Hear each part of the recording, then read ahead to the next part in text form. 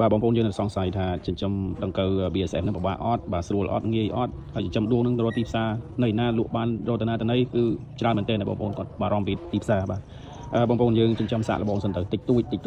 ឡូវនេះមានម៉ួយខ្ញុំច្រើនគាត់ឆាតមកគាត់ថាចង់ចិញ្ចឹមទាំងដង្កូវដួងចង់ចិញ្ចឹមទាំងចំណីសត្វបងដង្កូវ BSF បាទព្រោះដង្កូវ BSF នេះវាមានប្រយោជន៍មែនទែនបងប្អូនគាត់មើលគឺចំណីសត្វទាំងអស់បាទមកយើងចិញ្ចឹមនៅក្នុងកសិដ្ឋានរបស់យើងចិញ្ចឹមនៅក្នុងគ្រួសារផ្ទះ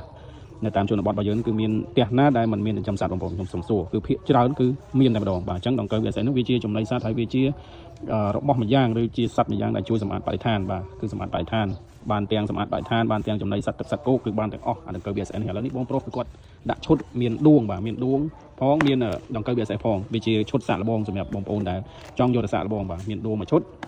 បាទមានដង្កូវនឹងមួយឈុតបាទឥឡូវនេះគឺបងប្រុសគាត់លេងអញ្ចឹងតែហ្មងបាទអញ្ចឹងក៏ខ្ញុំគិតថាល្អដែរជាចំណុចដែលយើងចាប់ផ្ដើមថាវាយ៉ាងម៉េចប៉ុន្តែ